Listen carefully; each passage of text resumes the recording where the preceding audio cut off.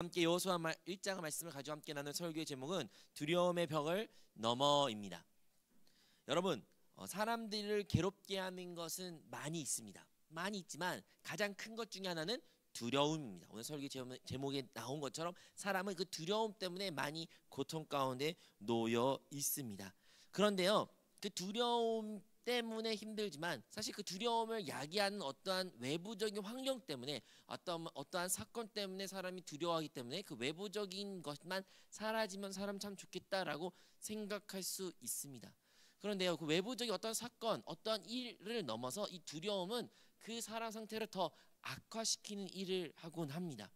그 외부적인 상태가 그 사람을 피폐하게 더 나쁘게 만드는 것이 아니라 그 상태로 말미암아 사람이 두려워하는 것, 두려움이라는 감정을 소유함으로써 그 사람이 더 안 좋은 길로, 더 안 좋은 상태로 놓이게 된다라고 말할 수가 있습니다. 뭐 쉽게 예를 들어볼까요? 어떠한 환자가 심장이 막 뜁니다. 막 가슴이 쿵쾅쿵쾅 뛰어요. 그러니까 막 불안을 해요. 그래서 막 자기가 이렇게 왜 뛸까? 왜 뛰지? 그래서 염려, 걱정, 근심하게 됩니다.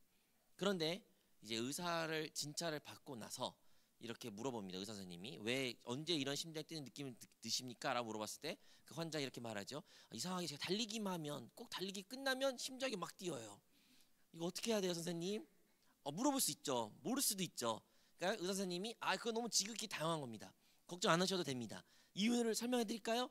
심장이 여러분의 산소가 부족하니까 이게 펌프질을 많이 해가지고 산소를 공부하기 위해서 심장 뛰는 거니 걱정하지 마세요 라고 말하면 그 심장 뛰었던 그 증상을 가졌던 환자는 어떠할까요? 염려 걱정 근심이 싹 사라지고 두려움이 없어지고 이제 아주 편안한 상태가 됩니다. 근데 의사를 만나지 않는 상태에서 계속 나도 모르게 왜 계속 심장 뛰는지 그 이유를 모를 때 이 사람은 두려움에 연습하게 됩니다. 그럼 그 두려움은 사람의 생각을 꼬리를 물어서 더 안 좋은 생각하게 되죠. 더 나쁜 생각하게 됩니다. 나 이제 정말 죽는 병 걸리는 거 아니야? 나 이제 끝난 거 아니야? 내 인생 어떡해? 나의 부모님은 어떡해? 나 결혼도 시집도 아직 못했는데 이러한 생각들을 막 오면서 사람을 더 힘들게 합니다. 더 극단적으로 말하면 의사 선생님 만나는데 선생님이 말합니다. 저도 모르겠습니다. 우리 MRI도 찍어보고 이것도 해보고 피도 뽑아보고 한번 해봅시다. 그런데 다 검사했는데도 그런데 모르겠어요. 몰라요. 왜 심장 뛰는지 모르겠어요 라고 들으면 사람은 더 큰 두려움을 떨게 되고 그 사람 상태는 더 좋지가 않습니다. 그래서 이 두려움이라는 감정은 사람을 더 안 좋게 말한 것이 그냥 제가 일상적으로 아니면 우리가 그냥 일상적인 일반적인 생각에서 비롯된 것이 아니라 의학적으로 미국의 퍼시픽 루터란 대학교에서 간호학과 교수가 연구한 결과 사람이 두려움으로 인해서 심혈관 질환이 악화되고 만성 통증과 근육 긴장이 되고 또한 면역 기능 저하로 다양한 질병들을 아프게 된다라고 이런 논문을 발표한 바가 있습니다. 그러므로 오늘날 우리 모두는 두려움이 우리에게 부정적인 것을 가져온다는 것을 잘 알고 있습니다. 그리고 우리 모두는 이 두려움을 감정을 회피하고 싶고 막다뜨리고 싶지 않습니다.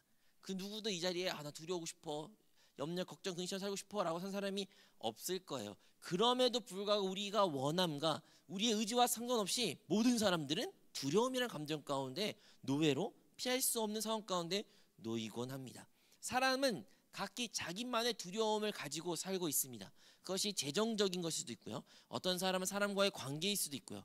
부모님과의 관계 혹은 나의 미래, 진로, 앞으로 결혼할 사람, 나의 가정, 나의 직장, 나의 꿈 그것으로 인한 불투명한 나의 미래에 대한 두려움일 수도 있습니다.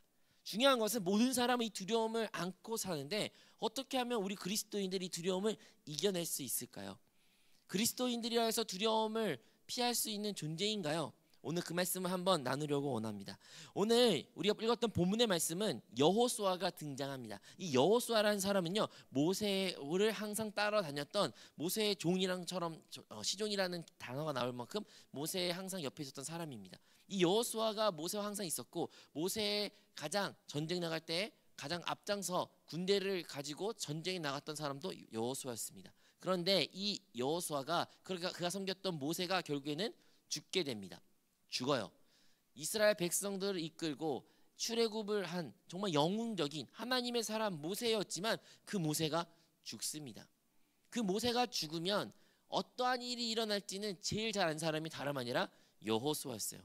그 위대한 리더였던 모세가 이스라엘 백성을 이끌었을 때 얼마나 많은 위기가 있었습니까? 얼마나 백성들이 불만과 불평과 모세를 죽이려고 했고 하나님께 대항했던 모습을 가장 가까이서 본 사람이 여호수아였어요. 그러한 모세가 있는데도 불구하고 이스라엘 백성들이 이렇게 우리말로 하면 막 나갔는데, 그런데 이제 모세가 없으면 이제 내가 리더라고 말하는데 나는 어떻게 이끌까?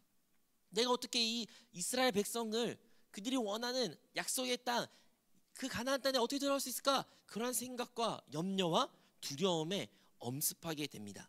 그래서 오늘은 바로 이 여호수아 1장이 어떻게 시작합니까? 바로 하나님께서 여호수아를 만나시는 사건으로부터 시작되는 것입니다. 5절 말씀 한번 볼까요? 5절 말씀 이렇게 기록되어 있습니다. 내 평생에 너를 능히 대적할 자가 없으리니 내가 모세와 함께 있었던 같이 너와 함께 있을 것임이니라. 내가 너를 떠나지 아니하며 버리지 아니하리니 라고 기록되어 있습니다. 하나님께서 그 두려움 떨고 있는 여호수아를 만나시면서 여호수아에게 하는 말이 다름 아니라 내가 너와 함께 하겠다. 내가 너와 함께, 내가 모세와 함께 했던 같이 내가 이제 너와 함께 하겠다라고 말씀하신 것입니다. 그리고 그 함께 했던 말씀을 먼저 하신 이유가 무엇이에요? 우리가 알고 있는 것처럼 강하고 담대하라, 두려워하지 말라고 주님이 말씀하신 것입니다. 여러분 오늘 본문의 말씀을 보시면 하나님께서는 여호수아에게 3번이나 똑같은 말을 말씀하십니다. 어떤 말씀이에요? 강하고 담대하라, 강하고 담대하라. 마지막으로 또 강하고 담대하라, 강하고 담대하라는 거예요. 두려워하지 말라는 거예요. 근데 그 이유가 무엇이라고요? 내가 너와 함께 하겠다. 내가 너와 함께 하기 때문에 네가 어떠한 대적을 만나도 네가 승리할 것이다. 그러니 강하고 담대하라. 하나님을 음성을 한 번만 들어도 난 정말 만족하겠다라고 생각할 것 같은데, 그 하나님 음성을 똑같은 이야기를 3번 들었다면 얼마나 그것이 강조가 된 것이며, 반대로 말하면 얼마나 우리에게 두려움이 큰 존재로 다가왔기에 하나님께서 3번이나 말씀하셨을까요? 그런데 하나님께서는 모세에게 말합니다. 강하고 담대하라, 강하고 담대하라, 강하고 담대하라. 내가 너와 함께 하겠다. 사랑하는 성도 여러분, 우리가 이 세상을 살아갈 때 우리는 큰 두려움을 떨며 살아갑니다. 두려움의 문제 앞에 서게 됩니다. 아니요, 지금 또 어떠한 문제로 인해 두려워할 수도 있습니다. 그럴 때 내 힘으로 이것을 풀어갈 수가 없고 어떻게 할 수 없는데 어떻게 이걸 해결해야지?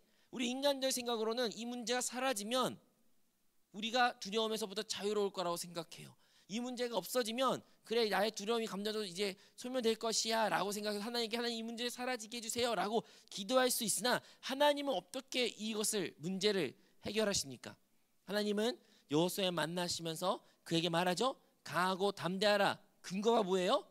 그 문제가 사라져서요? 아니죠. 내가 너와 함께 한다.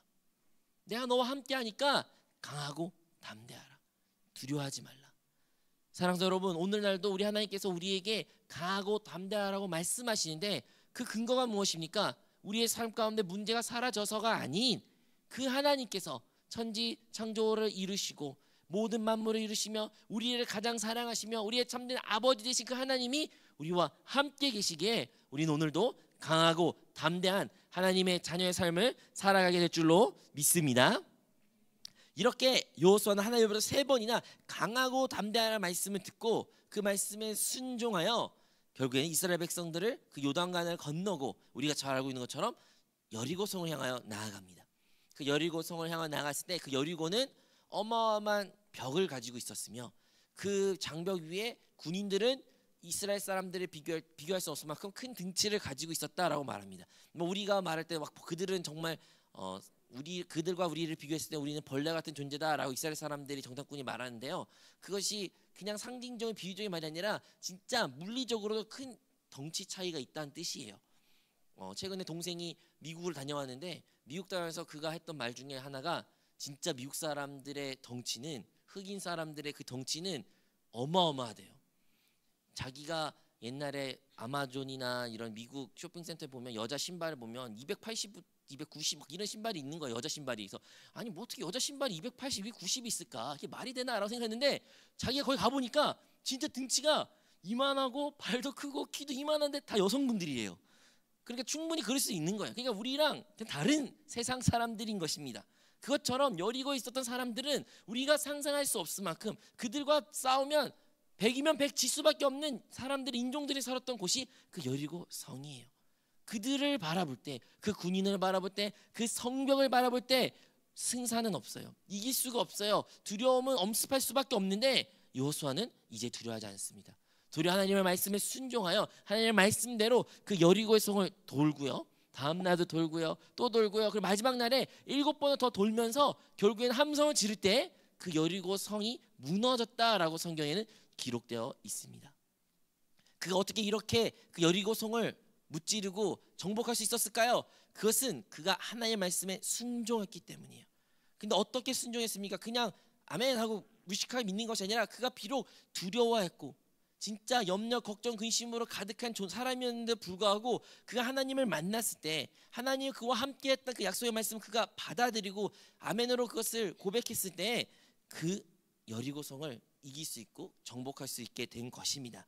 이렇게 여호수아가 하나님의 말씀에 순종하는 이런 놀라운 기적을 체험했습니다. 우리 신앙생활 가운데도 여러분 한번 과거를 뒤돌아보시면 분명히 여러분의 과거에도 여러분이 진짜 그때 생각하면 너무나도 큰 사건, 정말 죽을 만큼 아니면 염려, 걱정, 근심, 어려운 상황까지 놓인 우리의 과거가 있습니다. 그런데 우리가 그것을 오늘날 뒤돌아볼 때 어떻게 극복했습니까? 어떻게 이길 수 있었던 것입니까? 나의 지혜와 나의 힘이 아닌 전적인 하나님이 나와 함께 하셨기에 하나님의 은혜로 우리가 그 모든 어려움을 극복했던 것을 고백하는 많은 사람들이 이 자리에 있는 줄로 믿습니다. 그리고 오늘도 그 하나님은 동일하게 역사하십니다. 아직 그것을 경험하지 못한 자리 있다면 낙심하지 마세요. 여러분, 그 하나님이 여러분에게 오늘 그 사건을 통해서 여러분을 만나 주실 것이고 하나님이 여러분에게 함께했다 그 약속 말씀을 들을 때 여러분 그 문제를 승리하고 정복하는 하나님의 자녀에 대한 복을 누리게 될 줄로 믿습니다. 이렇게 여리고성을 그가 정복했는데 성경을 쭉 읽어보면 여호수아 8장에 또 다른 성을 하나 만나게 됩니다. 그 성의 이름은 아이성이에요. 아이성인데 그 아이성은 여리고성을 비하면 너무나도 작은 성이었습니다. 너무나 작아서 이렇게 말하죠. 정탐꾼을 보내는데 정탐꾼들 말하기로는 여리고 비하면 이건 아무것도 아닙니다. 너무나도 우리에게는 밥 같은 존재라서 우리가 군사 몇 명만 보내면 우리가 정복할 수 있습니다 라고 말해서 병사를 보냈지만 결국에는 패배하게 되면 대패를 당합니다. 대패.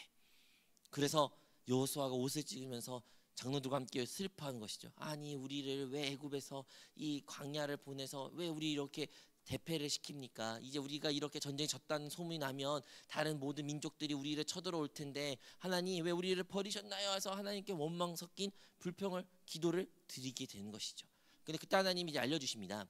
너희 중에 그 여리고성 무너졌을 때 나에게 다 가져와야 될 재물 중에 아간이라는 한 사람이 있는데 그 사람이 나의 것을 훔쳤다.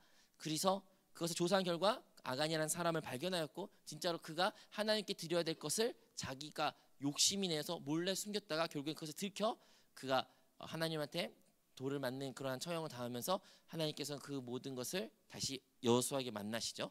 여호수아 말하면서 그 모든 문제 해결됐으니 이제 가서 전쟁을 치르라. 그런데 얼마나 더 두렵겠어요. 이제 한번 패배를 맛봤는데 또 전쟁을 나가라는 그 여호수아가 두려움에 떨고 있을 때 또 하나님이 이렇게 말씀하십니다. 여호수아 8장 1절의 말씀입니다. 여호수아 8장 1절 말씀 우리 합독하겠습니다.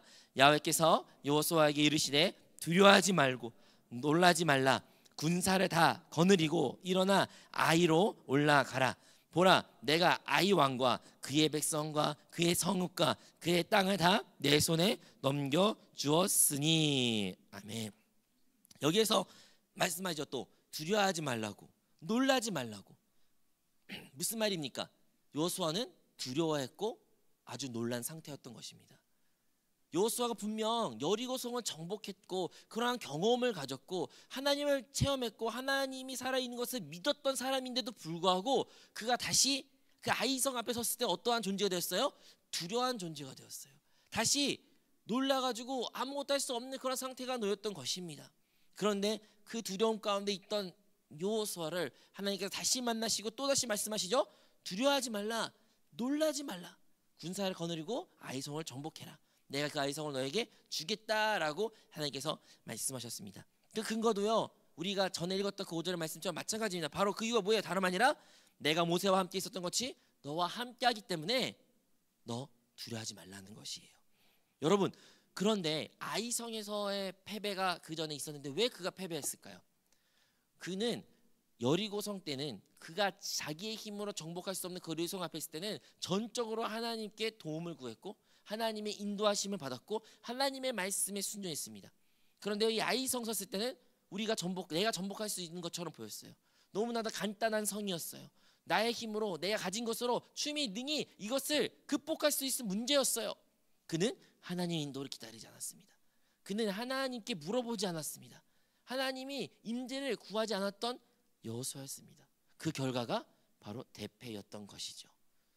우리 신앙생활도 마찬가지입니다. 우리 신앙생활 가끔씩 큰 문제가 있잖아요. 우리가 해결할 수 없는 문제가 있으면요, 물론 처음에는 나의 힘으로 노력한 사람도 있지만 많은 경우에는 우리가 그런 문제에 직면했을 때 우리 바로 하나님께 도움을 구합니다. 하나님 도와주세요. 하나님 나 이거 어떻게 하는지 모르겠어요. 하나님 아니면 나 이 방법을 모릅니다 라고 하나님께 전적으로 엎드린 우리의 모습이 있고, 또 하나님이 우리와 함께 했다는 말씀과 그 문제가 해결되는 것을 우리가 체험하게 됩니다.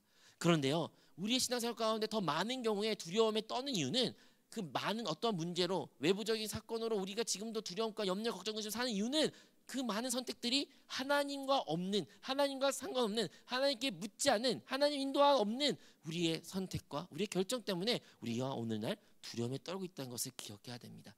마치 여호수아가 아이성을 자기의 생각과 하나님 인도하심에 따라한 것이 아닌 자기 생각을 따라 행했던 것처럼 우리의 신앙생활 가운데서도 많은 사건들이 일어났을 때 하나님의 인도하심, 성령의 기름 부으심, 하나님의 인도하심에 따라 기다리거나 묻거나 하나님의 인도하심에 순종한 것이 아닌 그냥 내 경험대로, 내가 아는 대로, 내가 가진 지식과 경험과 또한 극복할 수 있는 그런 자신감으로 우리가 그 문제를 증명했는데 그 끝이 안 될 때, 잘 이루어지지 않았을 때 우리에게는 어떠한 감정이 쳐들어온다고요?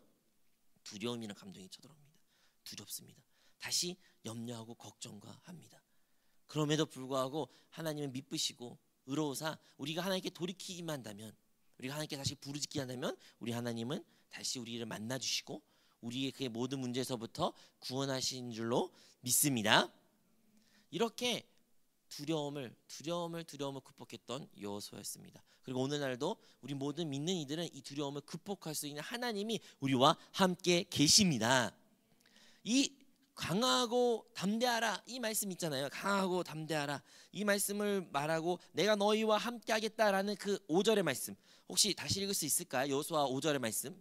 여호수아 5절입니다. 여호수아 5절 1장 5절인데 네, 한번 읽어보겠습니다. 시작. 내 평생에 너를 능히 대적할 자가 없으리니 내가 모세와 함께 있었던 같이 너와 함께 있을 것임이니라. 내가 너를 떠나지 아니하며 버리지 아니하리니. 이 약속의 말씀을 근거로 우리는 두려워할 필요가 없습니다. 그런데 이 말씀을 동일하게 인용한 신약 성경이 하나가 있어요. 이 말씀을 그대로 인용한 신약 성경의 말씀이 있는데 그것은 방금 전에 나왔던 것처럼 히브리서 13장 5절의 말씀입니다. 히브리서 13장 5절 말씀. 혹시 히브리서 13장 5절 없나요? 5절. 네, 우리 같이 읽도록 하겠습니다. 돈을 사랑하지 말고 있는 바를 족한 줄로 알아. 그가 친히 말씀하시길 내가 결코 너희를 버리지 아니하고 너희를 떠나지 아니하리라 하셨느니라. 아멘. 그 말씀 나오죠. 내가 결코 너희를 버리지 아니하고 너를 떠나지 아니한다. 이 말씀이 그 구약에 우리가 여호수아의 1장 5절에 읽었던 그 말씀 똑같은 말씀이에요. 근데 이 말씀을 어떠한 근거로 두려워하지 말고 우리가 염려할 필요 없다는 것이에요. 신약에서는 히브리서 저자는 뭘 강조한 겁니까? 돈을 사랑하지 말고 있는 바를 족한 줄로 알라라고 말합니다. 현대사회 살아가면서 우리가 가장 두려워한 것은 무엇일까요? 어떤 사람은 건강일 수도 있고, 어떤 사람은 사람들의 관계일 수도 있고, 어떤 사람은 이것저것 다양한 이유로 두려워할 수가 있는데 가장 큰 두려움은 사실 이 땅 가운데, 세상 가운데 있는 것은 재물입니다. 돈입니다. 모든 것이 돈입니다. 돈 때문에 모든 것이 굴러가고 일어나고 움직이는 것이 이 세상의 이치입니다. 돈이 없었으면 과연 사람들이 움직일까요? 돈이 없으면 사람들이 과연 공부할까요? 돈이 없었으면 사람들은 과연 일을 할까요? 돈이 없었으면 사람들은 과연 무엇을 자랑하려고 노력했을까요? 결국에는 돈, 그리고 돈을 사랑하는 세상 가운데 우리가 살고 있습니다. 우리도 그리스도인이 이 세상 가운데 있다면 세상에 있는 문화, 세상에 있는 속에 살고 우리가 인식하든 인식하지 못하든 이 세상은 돈을 하나님으로 숭배하는 세상입니다. 그리고 우리가 인식하지 못한 채 우리 또한 돈을 사랑하는 자로서 살아갈 수 있다는 것을 기억해야 됩니다. 그런데 우리가 돈을 사랑하게 되면요, 우리에게 자연스럽게 나타나는 감정은 바로 두려움이란 것입니다. 두려움. 돈을 사랑한 사람은 돈을 도리어 더 많이 얻고 더 많이 가지고 그러므로 말미암아 행복한 것이 아니라 도리어 그 돈 때문에 더 두려움 떠는 사람이 된 것입니다. 이게 아이러니하게도요, 돈이 많으면 많아서 두려워하고 염려하고요, 돈이 없으면 없는 대로 두려워하고 염려합니다. 그 사람의 이치예요. 아무리 사람이 돈을 억만장자 조단이 있을지라도요, 그 사람들이 사는 이유가 무엇입니까? 결국 또 돈을 많이 만드는 거예요. 그리고 그 돈을 잃지 않으려고 애쓰는 것입니다. 지혜를 구하고 다른 사람에게 구하고 로비를 하는 이유가 결국엔 그 돈을 지키기 위한 것이에요. 돈 없는 사람은요, 반대로 돈이 없기 때문에 염려와 걱정과 근심을 살아가는 것입니다. 그런데 있든 없든 그 두 사람의 공통점은 돈을 사랑하는 것입니다. 우리가 돈을 사랑하는 것이 가장 그것의 두려움에 나오는 근원이라는 것을 기억해야 됩니다. 우리 히브리서 13장 5절 말씀했던 것처럼 우리는 돈을 사랑한 것부터 벗어나야 됩니다. 돈을 사랑한 것이 아니라 우리는 누구를 사랑하는 것입니까? 오직 우리 구주 예수 그리스도만을 사랑해야 되는 하나님의 자녀가 되어야 될 줄로 믿습니다. 우리 예수님도 말씀하셨죠. 결코 너희는 두 주인을 섬길 수 없다. 그 두 주인을 말했을 때 바로 재물하고 주님을 말씀하신 거예요. 너희는 결코 주님, 나와 재물을 같이 섬길 수 없다라고 말합니다. 주님은 또한 어떠한 부자가 나왔을 때 그가 영생을 구하고 싶었을 때 그가 말하죠. 너가 부족한 건 딱 한 가지 있다. 너의 가진 모든 재물을 팔고 가난한 자에 나눠주고 나를 따르라 했을 때 그 청년이, 그 사람이, 그 관리자가 돈이 많고 재물이 많아서 근심하고 예수님께 떠난 이야기가 성경에 기록된 것처럼 재물을 많이 있는 사람, 부자인 사람은, 정확히 말하면 돈을 사랑한 사람은 결코 주님을 따를 수가 없는 것입니다. 예수님 따른 사람 중에 돈 다 가난한 사람이었나요? 거기서 돈 없는 사람, 돈 많은 사람이 없었나요? 아니요. 성경에도 돈 많은 사람 중에, 권력 있는 사람 중에 예수님 따른 사람, 예수님의 제자들도 있었습니다. 대표적으로 예수님이 장사 지냈을 때 그가 무덤을 파줬던, 예수님께 무덤을 선물해줬던 사람이 누구예요? 돈 많은 부자였던 요셉이란 사람이에요. 그러니까 돈이 많고 적고 중요한 것이 아니라 돈을 사랑하느냐 주님을 사랑하느냐의 문제라는 것입니다. 우리 안에 두려움이 있는 이유는 무엇일까요? 과거 여호수아는 어떠한 성을 정복하기 위한 두려움 가운데 떨고 있었다면 오늘날 현재 이 시대에 살아가는 우리 청년들, 우리의 모든 성도들, 이 시대 20세기 한국 사회에 사는 사람들의 가장 큰 문제 무엇인가요? 바로 돈입니다. 돈. 그리고 그 돈으로 인한 두려움, 염려, 걱정, 근심으로 우리는 살아가고 있습니다.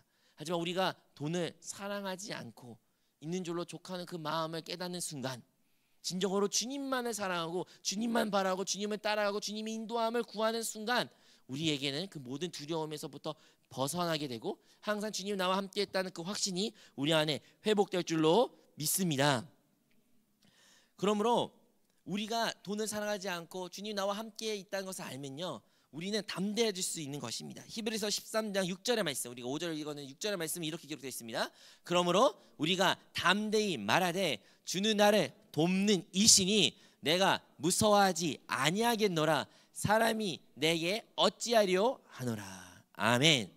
돈을 사랑하지 않고 주님이 나와 함께 했던 사람이 어떠한 말을 한다는 거예요? 어떻게 말한다? 담대하게 말하는데, 담대하게 어떻게? 주는 나를 돕는 이시다. 나와 함께 주님은 나를 도우시는 분이시다. 나는 무사할 필요가 없다. 내가 저 사람들, 이 세상을 내가 나를 어찌하겠느냐라는 그런 담대함이 그 하나님을 사랑한 사람, 하나님이 나와 함께한 사람들의 믿음의 고백이라는 것입니다.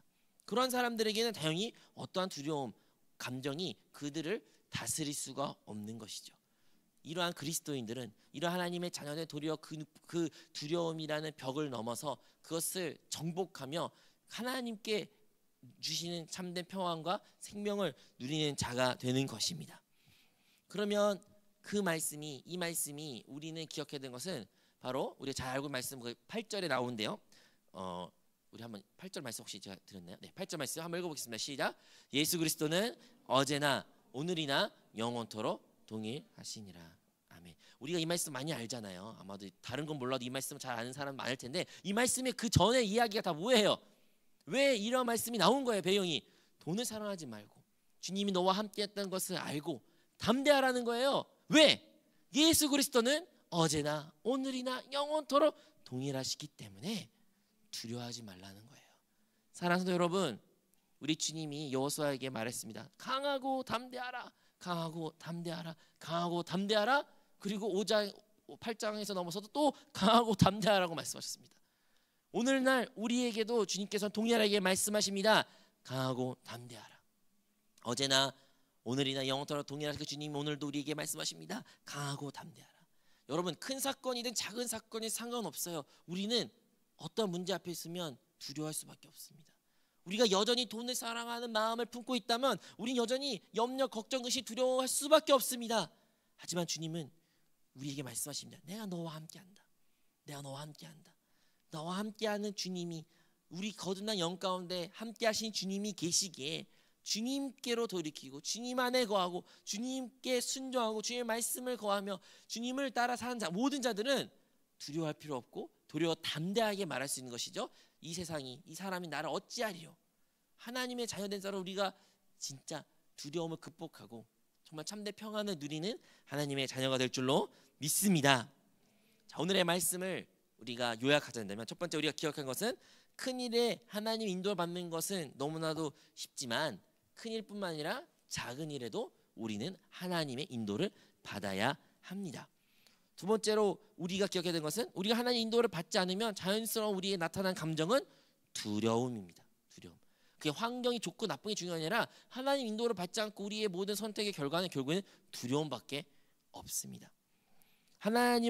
우리 하나님의 마음은 결코 우리에게 두려운 마음을 주시지 않는 것을 우리가 알아야기에 우리는 다시 한번 기도로서 하나님께로 돌이켜야 되고 영으로 돌이켜야 되고 영 안에 거하고 말씀 안에 거할 때에 기도할 때에 우리는 이 두려움의 감정을 극복하고 하나님을 다시 만나고 하나님의 인도하심을 받게 됩니다. 우리가 두려워하지 않을 수 있는 무엇인가요? 단 하나, 바로 주님이 우리와 함께 계십니다. 주님이 여러분과 함께 계십니다. 여러분이 오늘 이 말씀이 설교를 들었지만 체험적으로 잘 안 느낄 수도 있어요. 하지만 이 시간 우리가 또 기도의 시간을 가질 텐데 우리가 그 기도의 시간을 통해서 성령의 충만하심과 성령님이 여러분을 다시 한번 만져주시면 진짜 주님이 나와 함께 계시구나. 진짜 나와 함께 주님으로 인하여 나는 두려워할 필요 없구나. 어떤 문제가 있어도 나는 그 문제가 이제 문제로 보이는 것이 아니라 정말로 나의 밥이고 내가 해결할 수 있는 일이구나 라는 것을 우리가 모두 고백하게 될 줄로 믿습니다. 오늘 그러한 하나님을 만나는, 하나님의 음성을 듣는 그러한 귀한 시간이 되시기를 주님으로 축원드립니다.